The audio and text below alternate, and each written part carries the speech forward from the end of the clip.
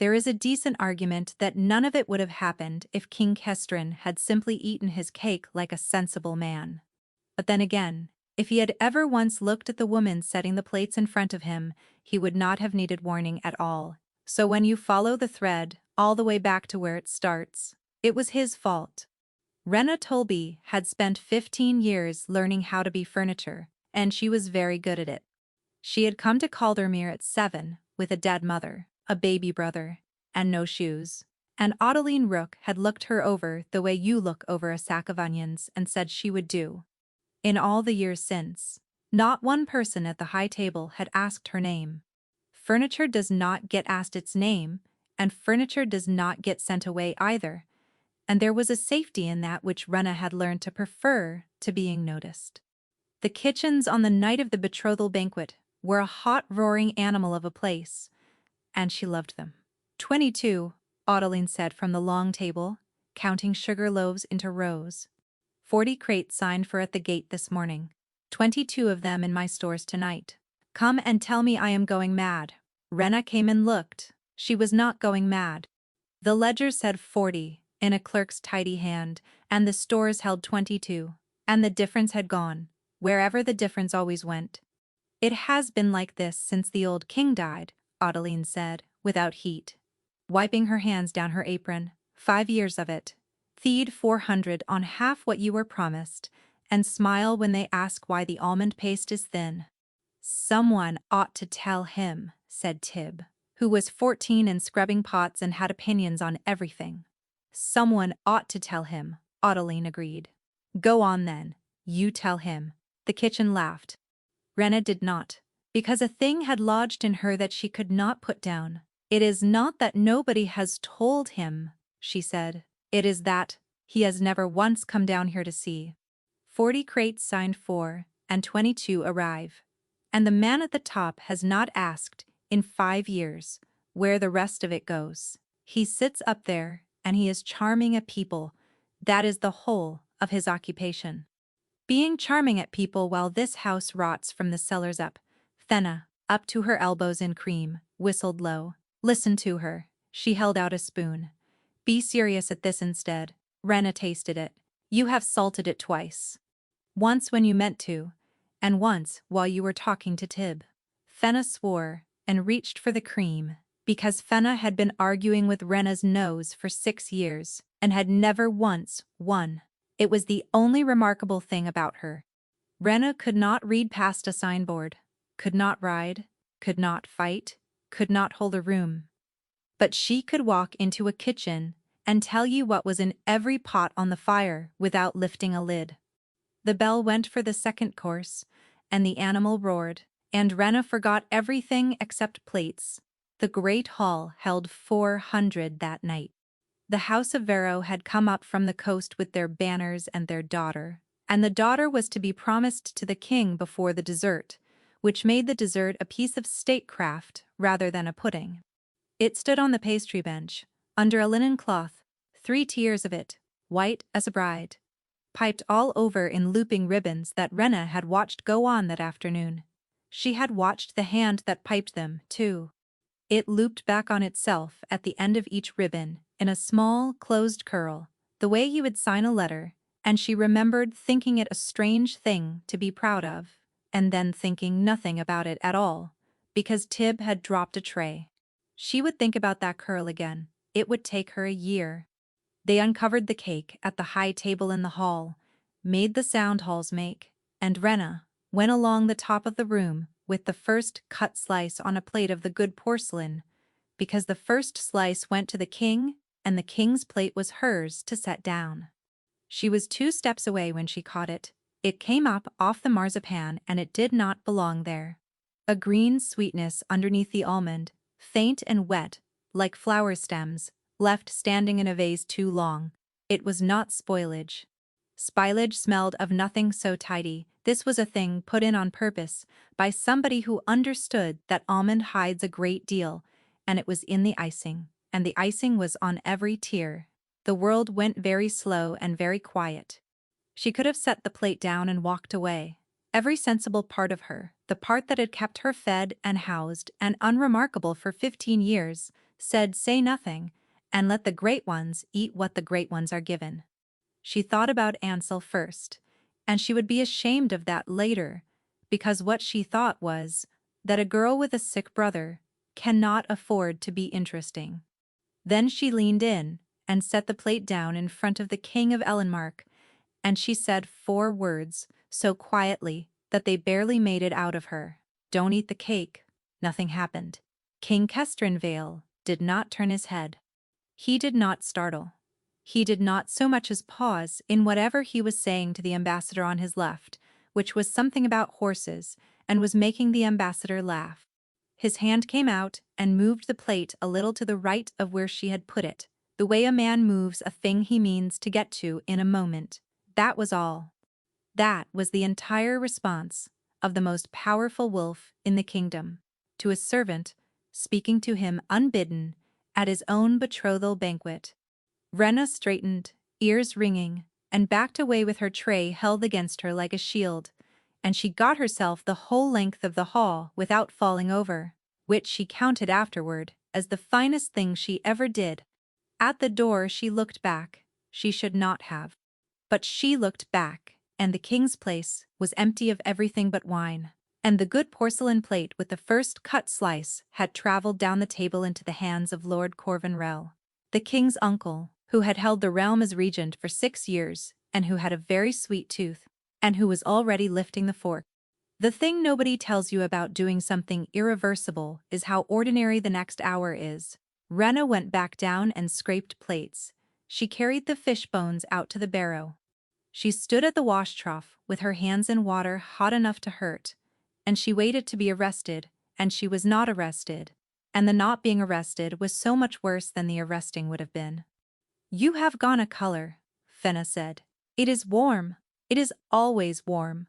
"Leave her," said Adeline, without looking up from the accounts. Rena scraped plates. She ran it again and again the way you run your tongue over a broken tooth. He had not looked at her. He had not answered. Which meant either that he had not heard, in which case the slice was still sitting there going into whoever wanted it, or that he had heard perfectly well and had chosen not to react in front of 400 people, and would deal with her later and quietly, in the way great houses deal with servants who make themselves conspicuous. Ansel's medicine came out of the household stores, that was the arrangement, and Adeline had made it for her, and it was the entire reason Rena had spent 15 years being very good at being furniture. Furniture does not get turned out. Furniture does not have to explain why it spoke. She had a nose and a place at the wash trough, and a brother who could not walk 30 paces without stopping. That was the whole of what she had to speak for her. She had spoken. Rena. Adeline had come up beside her without a sound, the way she always did. She was a broad, calm, gray woman with flour permanently in the creases of her knuckles, and she had never in 15 years raised her voice. "You are washing a clean plate." Rena looked down. She had been washing it for some time. "Go and sit. I am all right. You are not." Adeline took the plate out of her hands and looked at her a moment longer than she needed to. "Did something happen up there?" And Rena, who had never lied to this woman in her life, opened her mouth to tell her everything. The bell went, not the service bell. The other one, the deep one, in the west tower, that Rena had heard exactly twice. Once when the old king died, and once when the river came over the low bridge and took the mill. Everything stopped at the same instant, and in the quiet, you could hear feet running on stone. Above a great many feet, going the wrong way. "That is the house bell," Tibbs said stupidly. Nobody answered him. The whole kitchen was looking at the ceiling. Then, the door at the top of the stair banged open, and a footman came down too fast, and missed the last 3 steps and went sprawling, and came up on his knees, with his face the color of the wash-water. "The regent is down." "Lord Corvin in the East Gallery," Adeline said. "Dead?" "Not dead." The footman was shaking so hard, his teeth clicked. "Worse. He is on the floor, and his eyes have gone. And he is trying to speak, and he cannot. And the physician is saying poison, and they are sealing the house. Rena heard all of it from a long way off. 2 hours. It had been 2 hours, near enough, since she had put that plate down. She had counted the courses without meaning to. The kitchens were sealed within the quarter hour. Guards took the doors and the stores and the ice room, and every soul who had touched a dish that night was made to stand along the west wall, cooks and scullions and pastry hands, and the boys who did nothing but turn spits, 40-odd people in their aprons with their hands where they could be seen. Rena stood between Fenna and Tib and thought, very clearly, I am going to die in this room. She had warned him. There was no version of the next hour in which that did not come out. Somebody had seen her lean in. Somebody always sees. And a serving girl who knew about the poison before the poison happened was not a witness. She was the answer, and every person in that line would be so relieved that it was her and not them. The doors at the top of the stair opened again. She knew it before she looked up, because the whole line felt it at once, the air in the kitchen pulling tight like a sheet drawn off a bed. Every wolf in that room came to attention in their own skin. Fenna made a small sound. Tib sat down on a barrel and then stood up again. The king came down into the kitchens of Caldermere. He came alone, which was the thing nobody could account for afterward, and he came slowly, and he was not smiling. Rena had only ever seen him at the distance of a long room, and always with his face arranged. Up close and unarranged, he was younger than the portraits and considerably harder, and the easy, charming man she had spent 5 years complaining about was simply not present. He walked the length of the line without hurrying. He looked at every single face, and when he reached the end of it, his eyes stopped, and they did not move on. And Rena understood with total clarity that he had come down here for one thing only, and that he had found it. You, said the king. 40 people turned to look at her, and Rena Tolby, who had spent her entire life making certain that no one ever did, discovered that she could not feel her hands. Your Majesty, said Adeline, stepping out of the line. He did not glance at her. In a moment, she is mine, Majesty. 15 years in my kitchens. If there is a fault in this room, it is mine before it is hers, and I will answer for it. Rena's throat closed. That was Adeline. That was exactly Adeline. Standing between her and a king, with her flower hands folded, and Rena thought, if I am hanged tonight, at least I was loved by somebody. Nobody is answering for anything yet, Kestrin said, still looking at Rena. What is your name? Rena? Majesty. Rena, what? Nobody had ever asked her the second half. She heard herself give it. Rena Tolby. He said it back slowly, as if setting it somewhere he intended to find it again. You put a plate in front of me tonight. Yes, Majesty. And you said a thing to me. The line went very quiet. Rena felt Fenna go rigid beside her. Yes, Majesty. Say it again. She could not make it come out. He waited. He was extraordinarily patient about it, and that was somehow the most frightening part, because a man in a hurry is a man who might be talked round, and a man with all the time in the world is a man who has already decided. I said, don't eat the cake, louder, for the room. I said, don't eat the cake. It came out cracked and far too loud, and it rang around all that hanging copper. Good, he said. Now tell them how you knew. And there it was, on the first question. Because there was no answer to how she knew. That did not end with her saying, I smelled it in the icing, and the icing was piped in this kitchen, by a hand I know, at a bench I could walk to blindfolded, with my own people standing round it all afternoon. She thought of the small closed curl at the end of every ribbon. She had not put it together, not then. She had a smell and a sick feeling, and she was not about to hand a king a smell and a sick feeling and let him decide which of the 40 people beside her to break open first. Fenna had piped icing that day, so had 2 others. So had Adeline. I could not say. Majesty could not, or will not. Could not say, Rena repeated. Somebody down the line groaned aloud. Adeline shut her eyes. Kestrin Vale looked at her for a long moment, and something moved behind his face that she could not read at all. "Very well," he said. Then he turned round to the room, and to the guards on the door, and to the captain standing at the foot of the stair, with his tablet out, and he raised his voice for the first time. "Everyone in this kitchen is released and their names struck off. This woman warned me at my own table before any physician in this house knew there was anything to warn about, at the risk of her neck. And she would not name a colleague on a suspicion even standing in a line waiting to be hanged, which is more than I can say for most of my lords." A ripple went along the wall. As for Hal, she knew, because she is mine. And I will not have her questioned like a thief, in her own house. The word went through the room, and Rena did not understand it.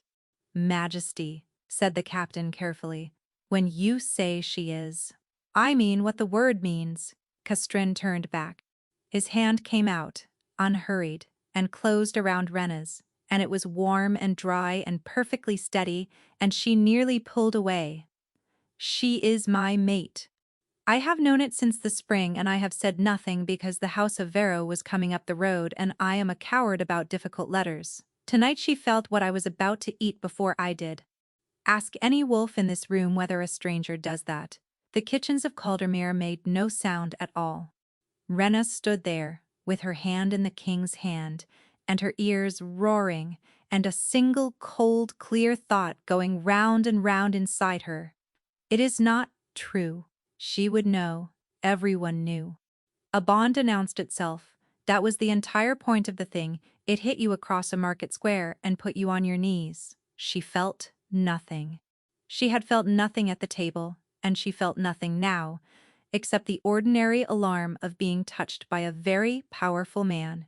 There was no bond between her and Kestrin Vale, and he was standing in her kitchen inventing one in front of 40 witnesses and a royal captain, and she could not say one word against it. Because the moment she opened her mouth and said, "No, Majesty, we are nothing to each other," she went straight back to being a serving girl who had somehow known about a poison in advance, and there was a man upstairs on the floor of the East Gallery with his eyes gone. "Ah," said the king quietly, so that only she could hear it. "There you are. You have worked it out." She looked up at him. "Don't," he murmured, "look at me like that in front of my guards.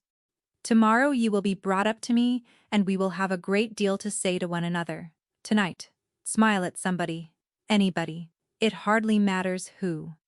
Then he let go of her hand, and walked out of the kitchen and up the stair, and the doors closed, and 40 people turned round very slowly to look at Rena Tolby, who could not have told a single one of them what had just happened to her. By morning, the house had decided what she was, and the house was never wrong about anything, and so it did not matter in the slightest that it was wrong about this. Rena came up at the usual hour, and found that her apron had gone. Folded on the bench in its place was a grey wool gown of a quality she had only ever seen from the carrying side, and a girl she did not know, waiting to help her into it. "I have a place at the trough," Rena said. "Not any more, my lady." "Do not call me that." "Yes, my lady," the girl said, and went on doing up the hooks. In the kitchen, they had all stopped working to watch her come in. Tib went red to the ears. Fenna looked her up and down, and said, "Well," in a tone that could have meant 6 things, and turned back to her cream. "It is not what you think," Rena said to the room.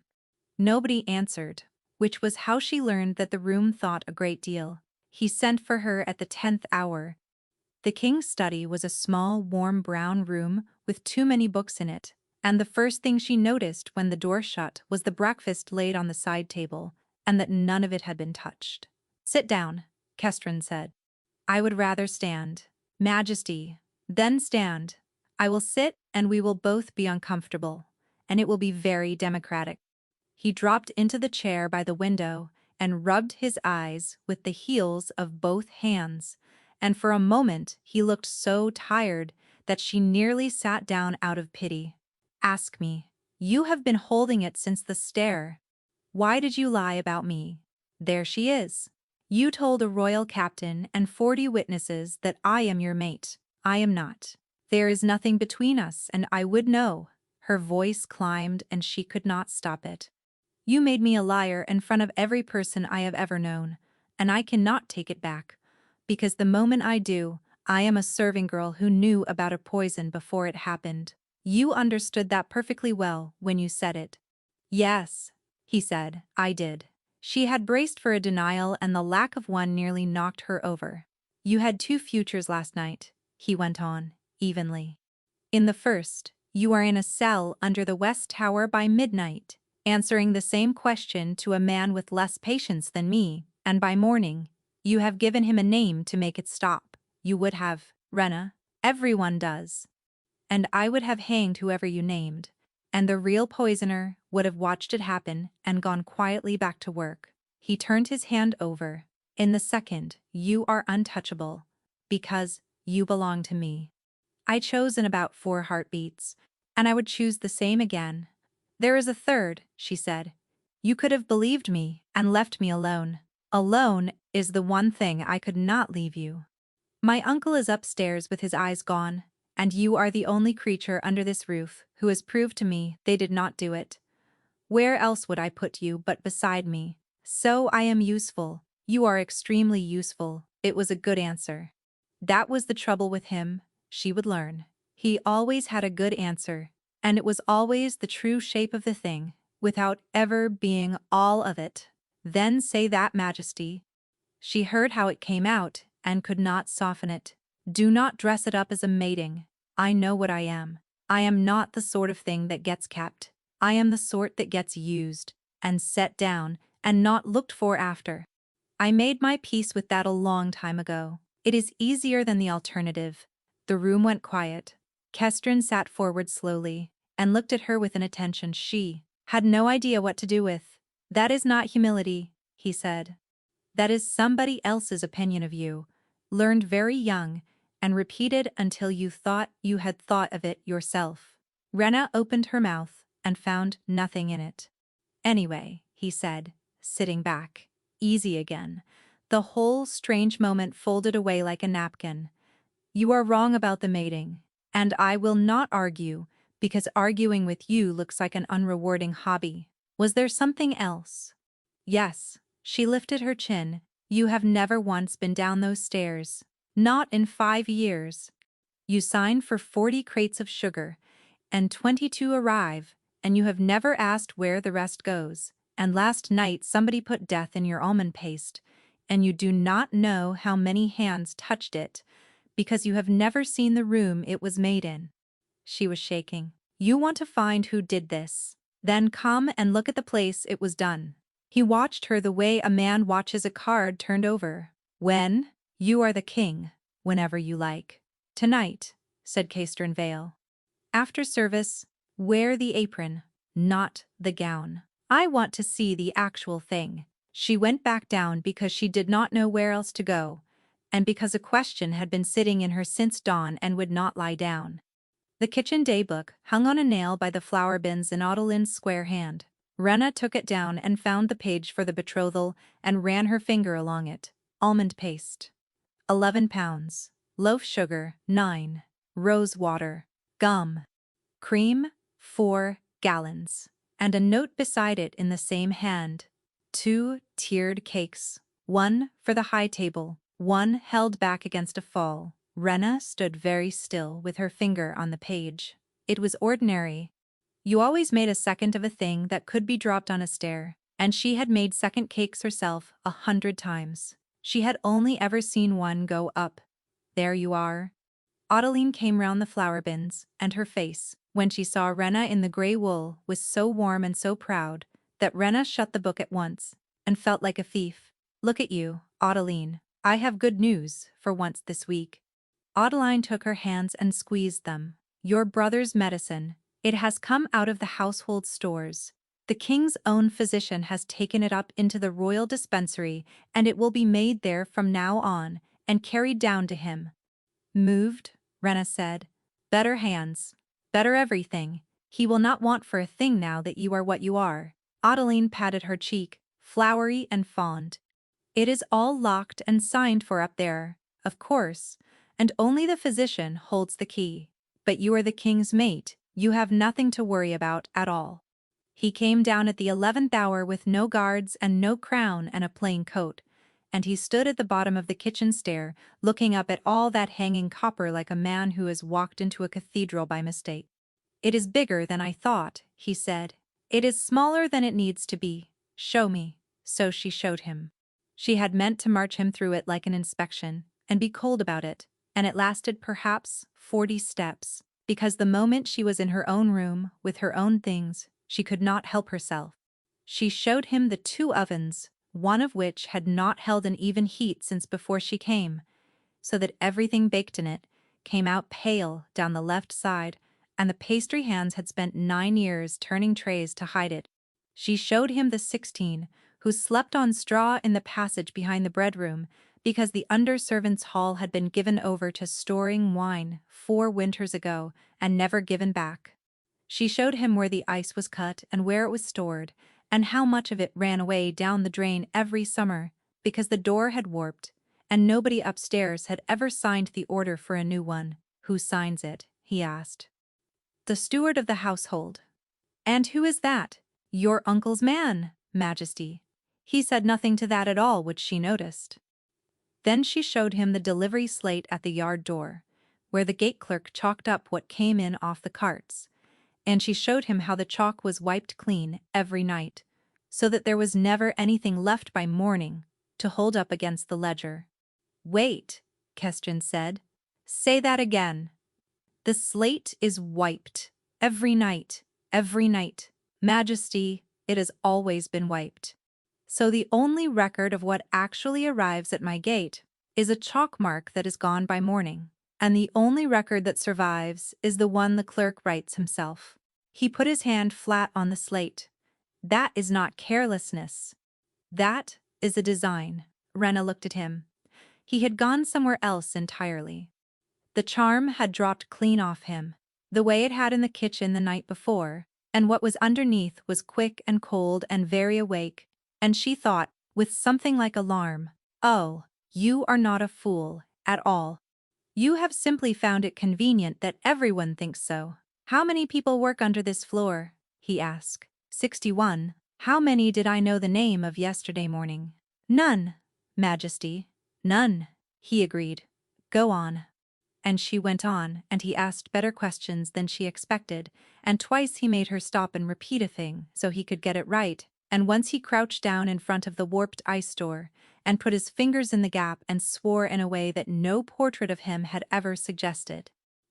By the middle of the night they had gone through the stores, the gate book, the fuel, and the whole tangle of the standing orders, 3 of which contradicted each other, and one of which had been signed by a man who had been dead for 2 years. "Right," Kestrin said at last, sitting on the edge of the scrubbing table like a boy.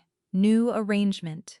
From tonight, no dish goes to my table that you have not passed. Not the cook, not the steward, not my uncle's household. You. Majesty, I am a server. You were a server yesterday." He said it without weight, which was somehow worse. "Today you are the only nose in this kingdom I trust, and I have written it out and sealed it, and if any man in this house tells you that you have not the authority, you will show him the seal, and then you will tell me his name." Rena stood in the middle of her own kitchen, with a warm, frightened feeling coming up through her chest that she did not have a name for, and did not want one. "Why?" she said. "Because you were right, and I have been an ornament for 5 years. He slid off the table. "And because I would like very much to eat something again, without wondering. She should have caught it then. She would think about that later, over and over, but she was busy being seen for the first time in her life, and so, the sentence went straight past her. "There is something you should know," she said instead. "There were 2 cakes." He stopped. "It is ordinary," she said quickly. "You always make a second of a thing that can be dropped. It is in the daybook, 1 for the table, 1 held back. Where is it? I do not know. I have not looked." They looked. The ice room at Caldermere was cut back into the rock under the north wall, and it was black, and it was cold enough to hurt. Rena went in first with the lamp, because she knew where the floor dipped, and she heard him come in behind her. and heard his breath change at the cold. "Anything down here keeps a fortnight," she said. Her own voice came back at her off the wet stone.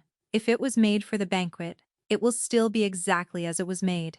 The milk cans stood in their rank along the low shelf at the back. Behind them, pushed against the rock where a careful cook puts a thing she does not want knocked, was a shape under a linen cloth. Rena set the lamp down on the shelf. Her hands, she noticed distantly, had stopped being steady some time ago. She lifted the cloth.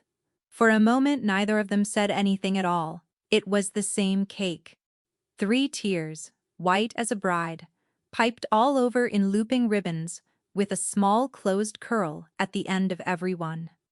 And somebody had cut it, not hacked at it, not broken a piece off in the dark the way a hungry boy would. Cut it neatly, with a proper knife, in clean wedges from the top tier down, the way you would serve it at a table, to somebody you wished to be polite to. 3 slices were gone. The weeks after that were the strangest of Rena's life, and she spent every one of them trying to work out what Kestrin Vale was hiding, and failing, and falling instead. The 3 missing slices went nowhere. No one in the house had sickened. No one had died. The physician had the cake carried up out of the cold and sealed under lock in the still room, and told them both, with enormous confidence, that whoever had cut it had thrown the slices in the midden out of simple greed and would not confess to it, and Kestrin had thanked him and agreed with him, and then in the corridor afterward had said to Rena, "He is a very good physician," in a voice that meant nothing of the kind. That was how it went with him.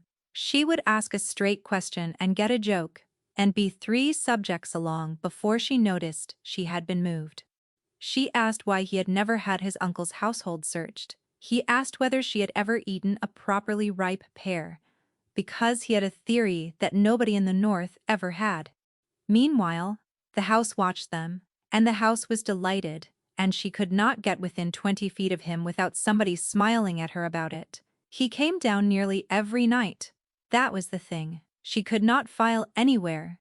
He came at odd hours with no purpose she could point at, and sat on the corner of the scrubbing table, where the wood was worn hollow, and he was there so often that Tibbs stopped bowing and simply moved the lamp closer for him. One night he brought Ansel down.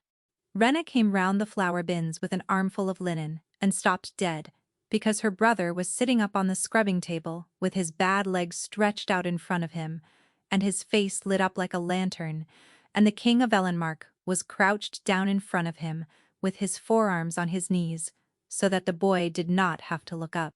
"He walked most of it," Kestrin said, not turning round. "I only carried him the last stair, and he has made me swear not to tell you, so do not tell him I told you." "You said you would not," Ansel said, delighted and outraged. "I am the king. It is one of the privileges." Rena stood there with the linen in her arms, and something under her ribs gave way so completely that she had to go back round the flour bins and stand in the dark for a moment. That was the first one. There were others. There was the night he ate. She had been passing his food for 3 weeks by then, and she had noticed, because it was her whole life to notice, that whatever went up came back down again, nearly untouched. So she made him something herself, a plain thing.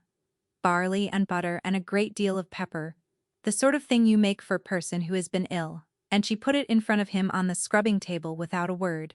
He looked at it for a long moment.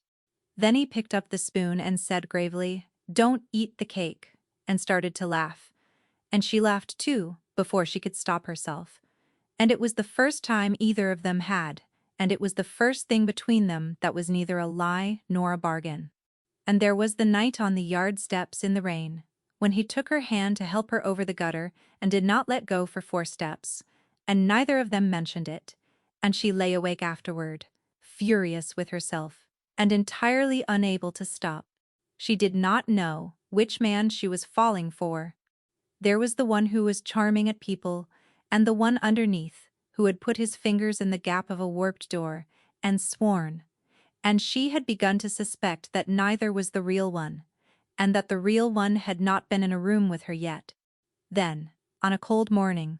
At the end of the third week, she worked out what he had been hiding all along, and it was nothing she had been looking for.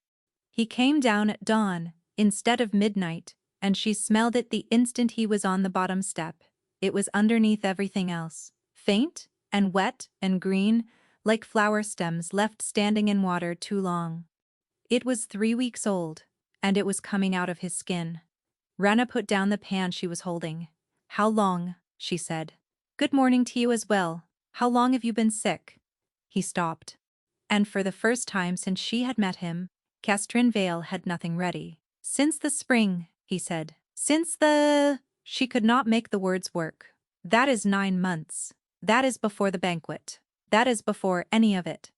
Small amounts, well judged, never enough at once to be worth a physician's name for it, which is the cleverness of the thing. He said it lightly and his hand was not quite steady on the rail. "I get tired. I lose a day here and there. It has been getting faster since the autumn. You have known for 9 months that somebody is killing you slowly, and you said nothing, and went on smiling at banquets." Rena's voice cracked down the middle. "Why?" "Because the moment I say it aloud, they stop being careful," he said, "and start being quick." She stared at him. "It has bought me 9 months and one uncle on a gallery floor, so forgive me if I am no longer certain it was worth it." He tried the smile. It did not go on properly. "There now, you know. Do you feel better?" She did not go to the kitchen that afternoon. She went up to the East Gallery instead, past 2 guards who saw the gray wool gown and let her by without a word, and into the shuttered room where they had put Lord Corvinrell. She had never spoken to him in her life. He had eaten what was meant for the king, and he could not see, and he could not speak. And he lay propped on the pillows, with his hands moving on the coverlet, opening and closing, opening and closing. "My lord," she said. "My name is Rena." I was carrying the plate. The hands stopped. Then one of them came up off the blanket, groping, and she gave him hers without thinking, and his grip closed on it hard enough to grind the bones. He turned her hand over. He found her palm with his thumb, and Lord Corvinrell, who had 6 years of ruling a kingdom, behind him and no eyes and no voice left at all, began very slowly and very deliberately to write one word on her skin. It took him a long time, because he had to find each letter with the pad of his thumb, and could not tell whether he had finished one before he began the next. I-W-R.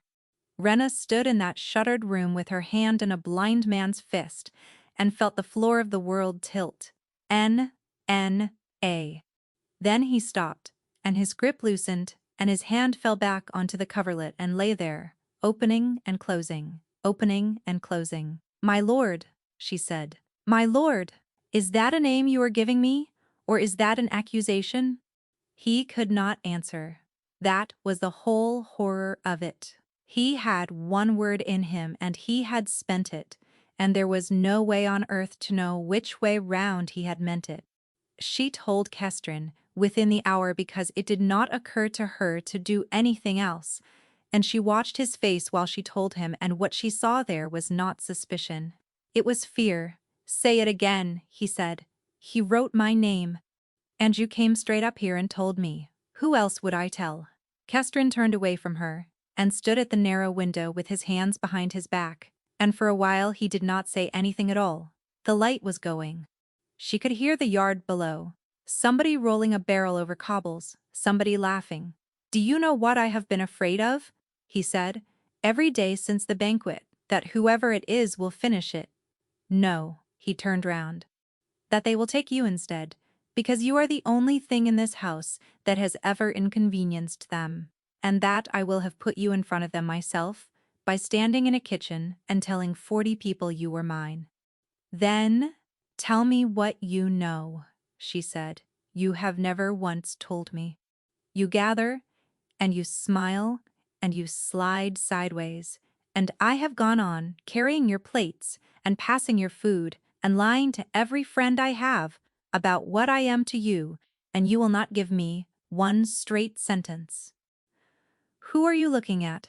Tell me, and I will help you, and if you will not tell me, then release me and let me go back down to the trough, where I understood my life. I cannot. Then we are done. Rena, no, her voice broke apart. You do not get to be the only honest thing that ever happened to me, and a liar at the same time. Pick one. He crossed the room in 3 strides and took her face in both hands. She had been touched by him before. Her hand over a gutter, his fingers on hers, passing a bowl. Nothing had ever happened. She had been so certain. She had said it aloud in front of a captain of the guard. There is nothing between us, and I would know. His palms came against her jaw, and the world opened like a door in a gale. It was not desire. Desire, she would have understood. It was somebody else's terror pouring into her chest, cold and enormous, and entirely not hers. And underneath the terror, a grief so old and so patiently carried that she made a sound out loud, and underneath that, wanting, plain and helpless, and aimed at her. Not her, anything but her. Rena staggered. He caught her. You felt that, he said. His voice had gone to nothing. What did you do to me? Nothing. I swear it, nothing. His hands were shaking against her face. It has been there since the spring on my side, and you could not feel it, and I could not understand why, and I have gone half out of my mind about it. I would have known. She could hardly speak. A bond announces itself. It puts people on their knees in market squares. I felt nothing. You felt nothing, he said slowly, because a bond seats itself on scent. The room went very quiet, and mine has been wrong, he said, since the spring. She looked up at him. 9 months. 9 months of small careful amounts, never enough to name, and every one of them sitting in his skin under the almond and the green wet sweetness. And she had walked past him 100 times and smelled a stranger. They did not only try to kill you, she said.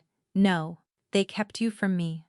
Yes, said Kestrin Vale, and I find I mind that a great deal more. She should have said 100 things. She said none of them.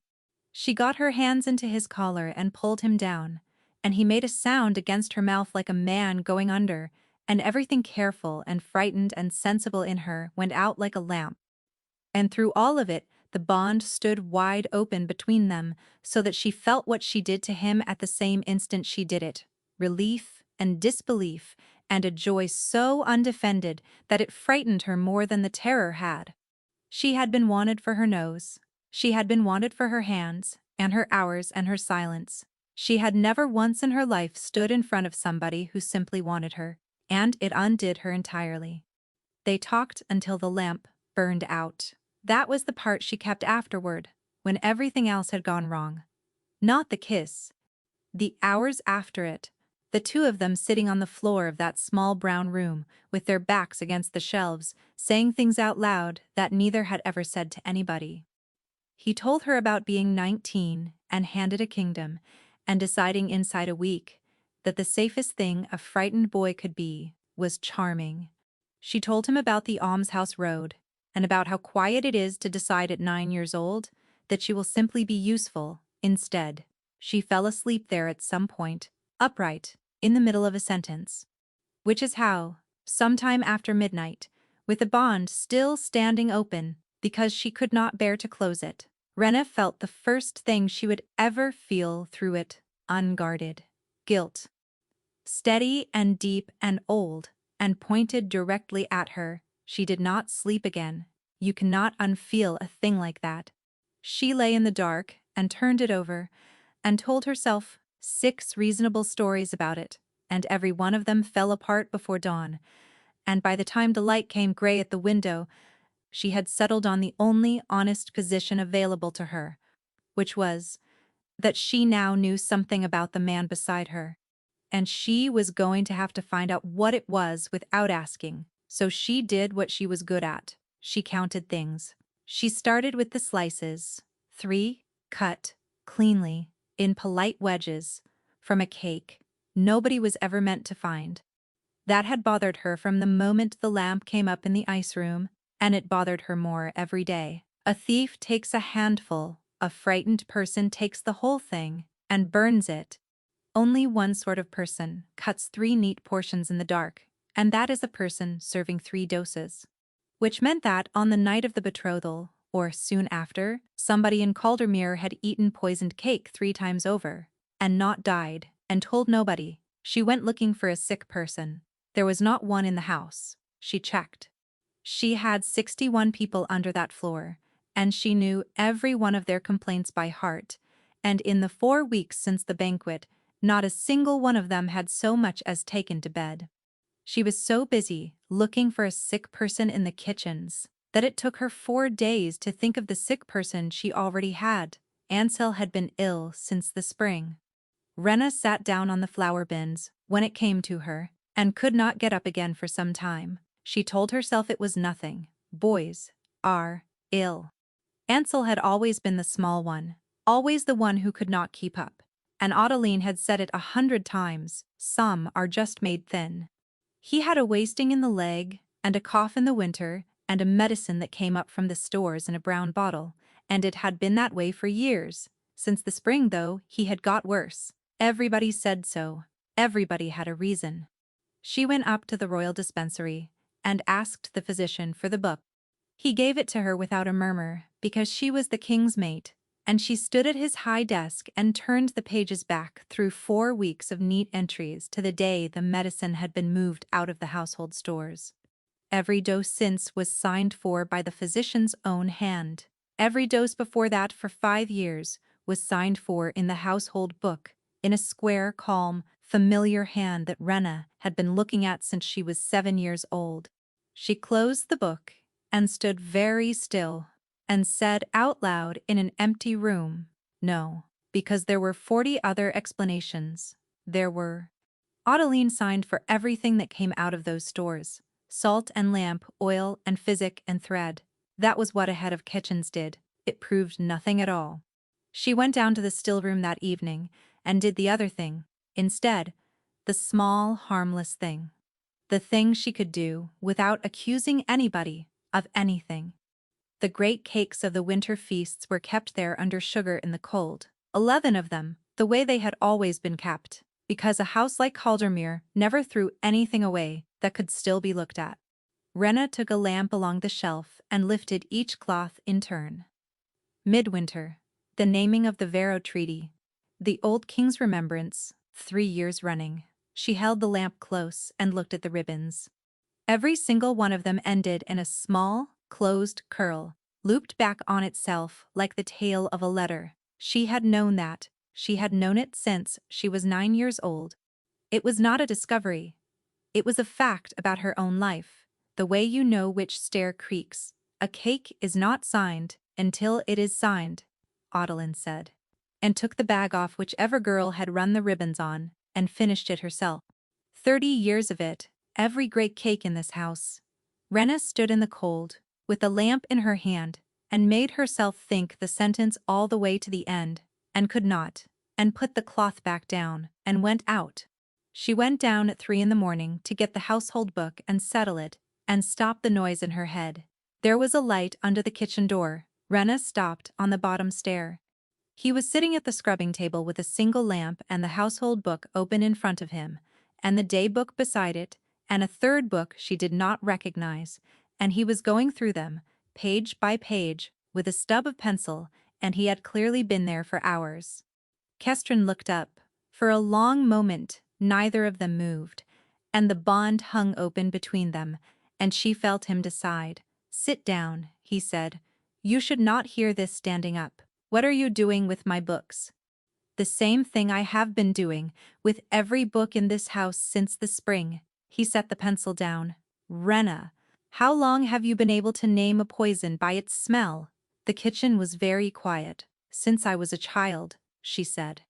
"I have never thought about it. It is simply what things smell like." "Who taught you?" "Nobody taught me. It is not a thing you teach." "Somebody knew you could do it," he said. "Somebody has known for years. Somebody has watched a girl walk into a room and say, 'The cream is oversalted from 6 feet away, every day, for 15 years. He said it quite gently, which was the worst of it. And on the night of the betrothal, that somebody put a plate in your hands and sent you up the stair with it. Out of 61 people under this floor, you, Rena could not feel her mouth. That was not a mistake, said the king. Nobody makes that mistake. Say it plainly, she said. Whatever it is, say it plainly and stop being kind about it, because I cannot bear the kindness. So he said it plainly. I have been investigating the kitchens of Caldermere for a year and 1 month, Kestrin said. Not my uncle's household, not the house of Varro, the kitchens. It is where the money goes, and it is where the poison came from. And both of those roads run to the same desk. And I have known that since the spring, and I have not been able to prove one line of it. You are talking about Adeline Rook. Yes. Then you are wrong, Rena said. And I am going to explain to you exactly how wrong, and then I am going to go to bed. Rena. She pulled me out of an almshouse. I was 7. She fed my brother his whole life out of her own stores, when the crown did not know he existed and would not have cared if it had. Her voice was rising. And she could not get hold of it. You have never met her. You have never been down here in 5 years. You have come down that stair 4 weeks ago, and looked at a ledger and decided you understand, a woman who has run this house since before your father died. I know, he said. You know nothing. I know I needed somebody inside this kitchen. He said it flatly and without any defense at all. That is the piece you have not asked for, and I am giving it to you now, because you will find it out anyway, and I would rather it came from me. I needed one person under this floor who was not part of it, and I could not find one, because everybody down here is hers. And then a woman I had never spoken to leaned past me at my own banquet and told me not to eat, at the risk of her neck, for nothing, and I understood inside 2 seconds that I had just been handed the only clean pair of hands in Caldermere. The kitchen tilted very slowly. The claim, Rena said, kept you out of a cell. Yes. Also kept you at my side above stairs, with the run of the house and the freedom to ask any question you liked, and every soul in this building answering you, because you were mine. His jaw was tight. Both were true. I have never pretended the first one was the whole of it, but if you are asking me whether I saw the use of you before I saw anything else, then yes, I did, in about 4 heartbeats. She had known. Somewhere under everything. Since the stair, she had known. It did not help in the slightest, and the rest of it, she said. The nights down here, Ansel on the table, all of it. Was that the use of me too? No, how would I know? You would know, he said, because you can feel me, and she could.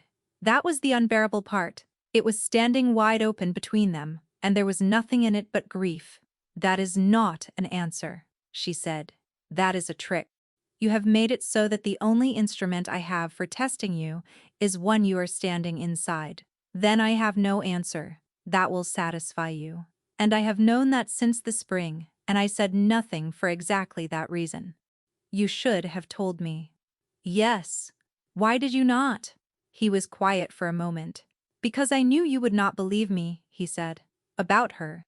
I knew that if I said her name to you, you would defend her, and I would lose you, and I would also lose the only way I had of ever getting near her. And I was right, was I not? I have said her name once tonight, and you have already told me I know nothing. It hit her like a slap because it was not wrong. So, instead, Rena said, you let me love you. Yes. Get out of my kitchen. He picked up the 3rd book instead, the one she had not recognized, and set it in front of her. Before you throw me out, he said, read 1 page. That is all I will ever ask you for. It was a bundle of loose gate reports, 5 years of them, in the tidy clerk's hand from the yard. She did not want to look. She looked. 40 crates of loaf sugar, received at the gate and signed into the household stores. 40. Every consignment, every month, every year, all of it arriving, all of it signed for. And the chalk slate wiped clean by morning, so that the only person on earth who could say what had actually gone into those stores was the woman who kept the stores. There is no theft at my gate, Kestrin said quietly. There never was. It all arrives. Rena stared at the page. 22, she said. Pardon 22. Her own voice sounded very far away. 40 crates signed for at the gate this morning. 22 in my stores tonight. Come and tell me, I am going mad. She looked up.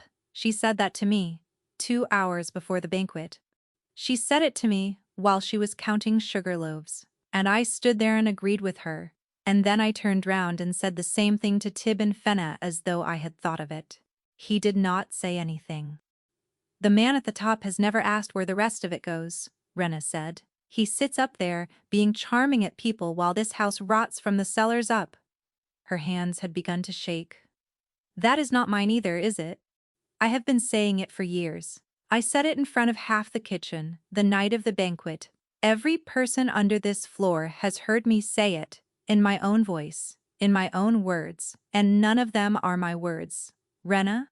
She has been standing behind me for 15 years, she said, putting sentences in my mouth and letting me carry them, and I have carried them everywhere in this house for her, and I thought I was the only one down here brave enough to say them out loud. She sat down on the bench because her legs had gone, and on the night, she said, she gave me the plate. Ottiline moved first, which Rena would later understand was the only intelligent thing left for her to do. She did not run, and she did not deny. At the 10th hour the next morning, she walked into the great hall of Caldermere, where the House of Vero were taking their leave, and half the court stood about in traveling cloaks. And she went down on her knees in front of the foreign king, and said that her conscience had kept her awake all night, and that she could not let a delegation depart under a lie. The girl carried the plate, she said. My girl. I raised her. It is my shame, and I will wear it. The hall turned. She was in my stores all that afternoon, with a run of every jar in them. She piped no icing. She made no paste. She did one thing only. She carried that cake up the stair alone, and leaned in at the high table and said a thing to His Majesty, and 2 hours later, the regent of this realm lay on the gallery floor with his eyes gone. Ottiline's voice did not shake at all. I have kept quiet 4 weeks because His Majesty has taken her up and called her his mate, and I am one old woman, and who am I? But there is a man upstairs who cannot see. Ask her. Ask her how she knew. And bring the boy who watched the ice room. A pot boy was brought, white to the lips, and agreed that he had seen Rena Tolby go into the ice room with a lamp. It was very good.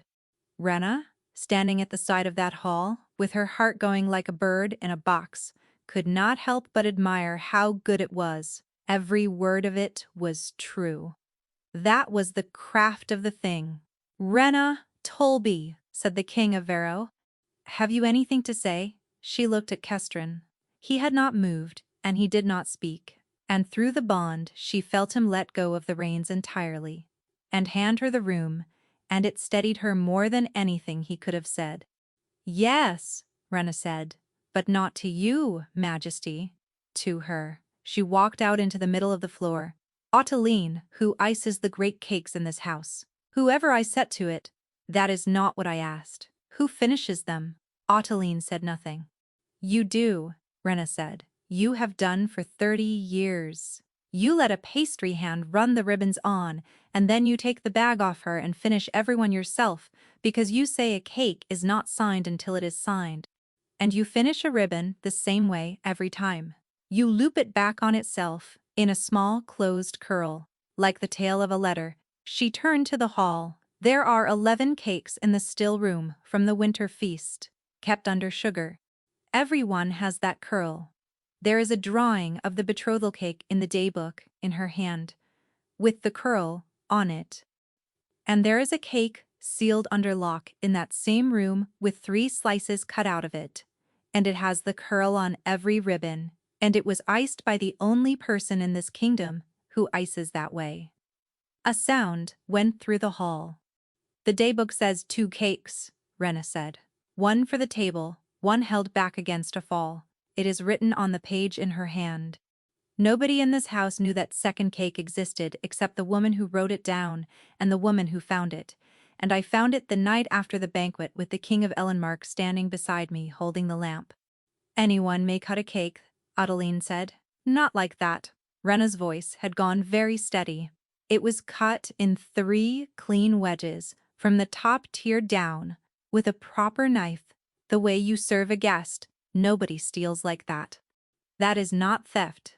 That is a woman finding out how much it takes and how long it takes to work before she sends the real one up the stair. She turned back to Adeline then, and for the first time she found she could not keep her voice level. So, I have one question, she said, and the whole of my life is sitting on it. Who did you serve the 3 slices to? Adeline looked at her, and Rena, who had known that face since she was 7 years old and had never once seen anything in it but calm, watched something move behind it and knew. Bring my brother's medicine, she said to the hall. The old bottles from the household stores, not the new ones from the dispensary. They are in the cupboard behind the flour bins under a cloth, and they are signed for in her hand, every dose, for 5 years, and they have been making him worse since the spring. Her eyes did not leave Adeline's ties. Put them in front of me and let me open them in this room. I will tell you what is in them. That is the one thing I have ever been good for, and every person here has spent 15 years watching me do it, and she has spent 15 years counting on it. The hall was absolutely silent. Adeline Rook stood up off her knees and brushed the flour from her apron, slowly, the way she had done 10,000 times at the end of a service. You were the best of them, she said. I want you to know that. Out of every child I ever took in off that road, you were the only one worth the bread. You poisoned my brother. I fed your brother his whole life. You poisoned my brother. I fed him, Adeline said, and I fed you. And I made you into something, and not 1 hour of that was a lie. Whatever else was. Her chin came up. Remember that part too. Then the guards had her, and it was done. Afterward the hall emptied in that slow, stunned way that halls empty, and the physician went off at a run for the cupboard behind the flour bins, and Rena stood alone in the middle of the floor, with her hands hanging at her sides. Kestern came to her. You were extraordinary, he said. I came here for my brother. The light in his face went out. Rena, you knew what she was in the spring. She could not look at him. You knew in the spring, and you came down my stair 4 weeks ago and let me show you my ovens, and you sat on my table and made me laugh, and you knew. Every night, I went to bed, proud of myself for being the one person in this house who saw something. I was not seeing anything. I was being used, very kindly, by somebody extremely good at it. She made herself say, the last of it. Which is the 2nd time this month, and both of you were fond of me while you did it. And I cannot tell any more whether that makes it better. It was real, he said. You can feel that it was real. I know it was. Her eyes were streaming and her voice did not shake at all. That is not the problem. The problem is that I will never again know which part of you is looking at me and which part is working. Tell me what to do. Nothing, Rena said. There is nothing to do. That is what I am trying to explain to you. And she walked out of the great hall of Caldermere, past the guards and down the stair, back into the only room in the world she had ever understood. She was mistress of the king's household for 6 months, and the house had never in living memory been run so well, and everybody said so. The stores were counted twice a week in front of witnesses. The gate slate was written into a book before it was wiped, and the book was signed by 2 hands. The 16 who had slept in the passage behind the bread room had the underservants' hall back, wine or no wine, and there was a new door on the ice room that shut properly, and the pale side of the left oven had been rebuilt by a man from the city who had wanted the work for 9 years and never been sent for. Ansel walked the length of the long gallery in the spring without stopping once. In the summer, he walked it twice, and then went and did something else. Which was better? Nobody ever told her what had been in the brown bottles. She had asked for the finding once, and never again, because she discovered she did not want the word for it in her head for the rest of her life. The physician said the boy would mend. He mended. and Kestrin Vile spent every one of those 6 months trying to reach her. He was not clumsy about it, which made it harder. He never once used the household to do it. He never sent an order, never used the word mate in her hearing again. Never in 6 months stood between her and a door. He wrote instead. The letters came 2 and 3 a week in his own hand. Some were long, some were 4 lines. A great many of them were not about her at all, which was the thing that got under her guard, because he would write to ask what she thought about the northern grain contracts, or whether the almshouse road was worth mending, and he would take her answer and act on it.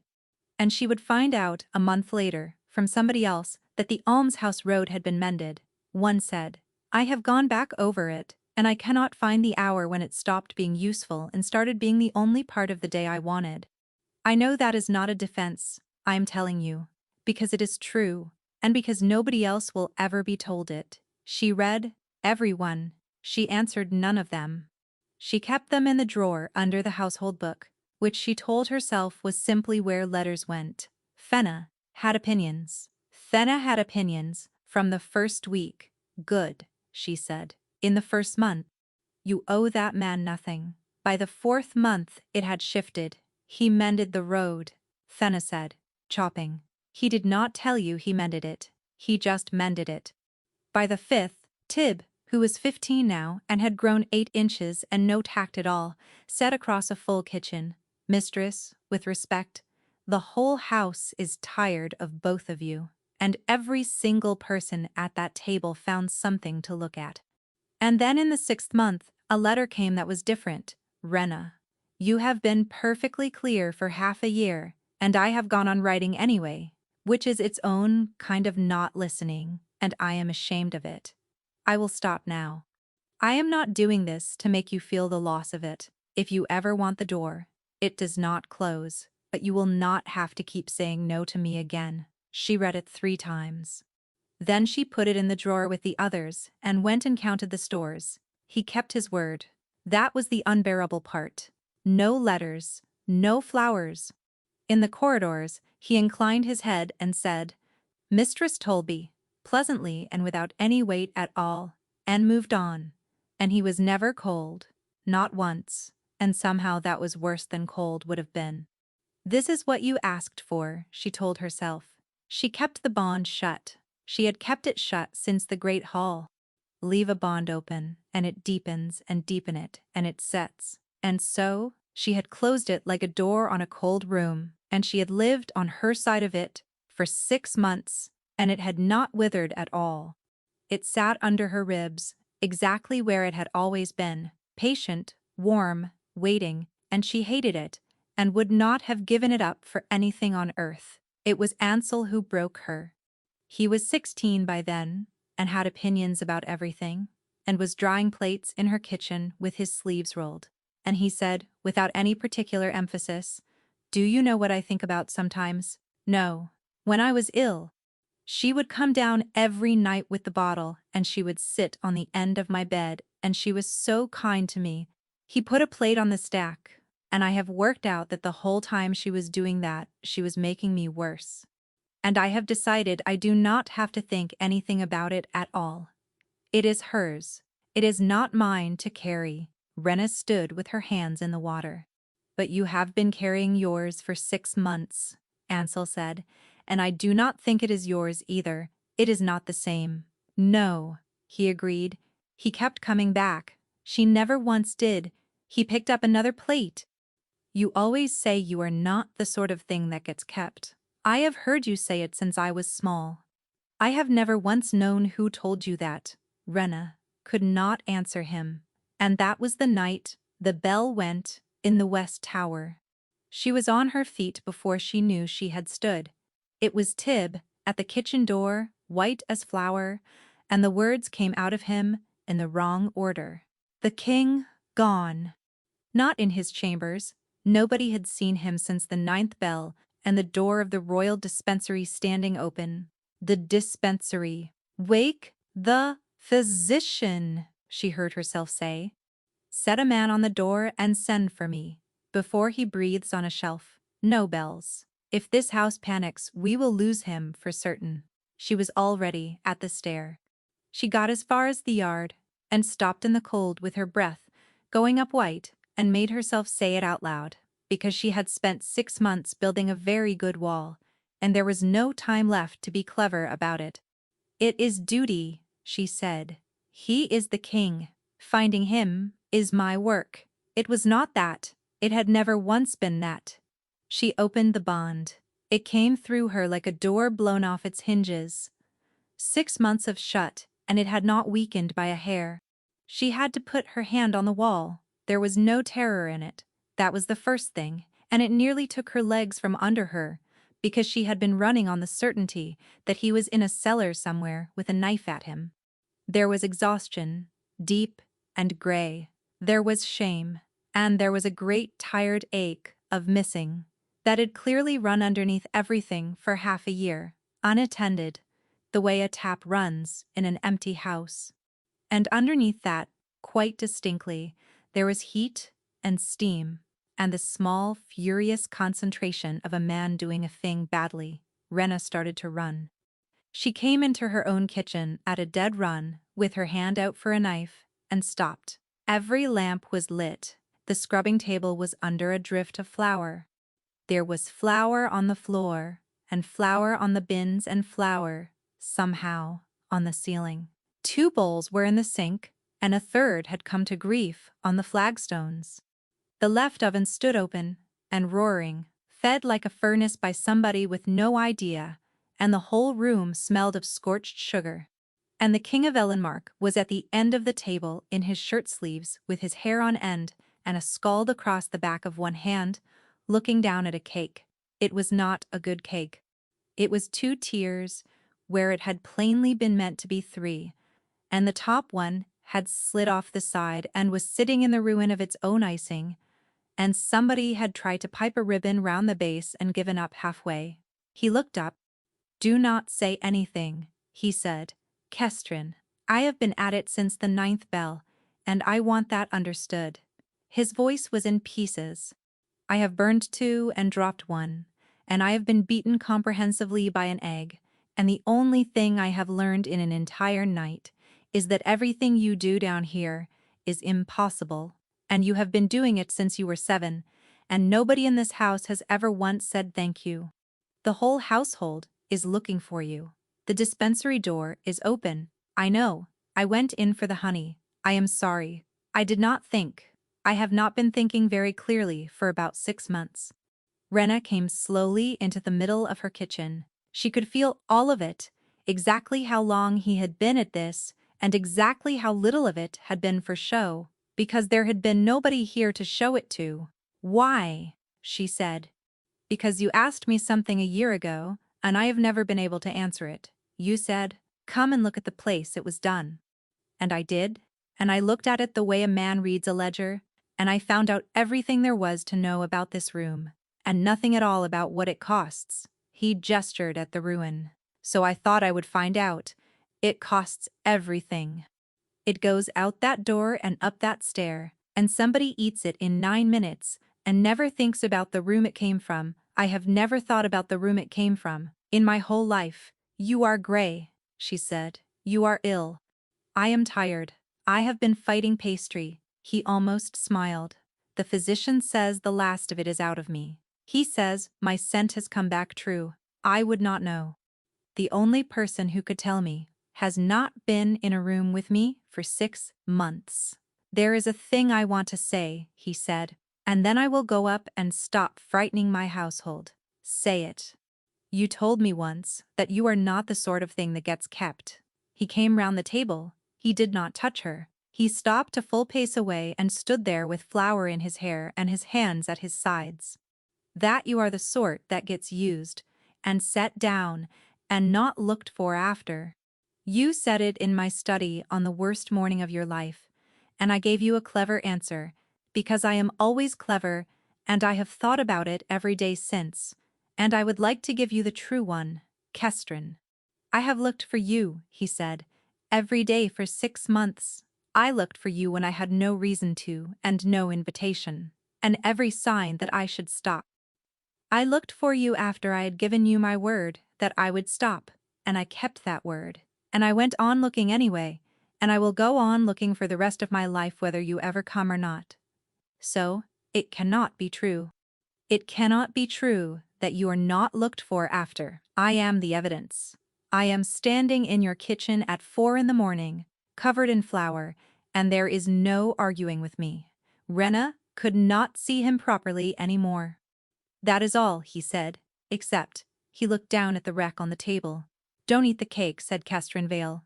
It is genuinely dangerous. I do not know what I have done to it.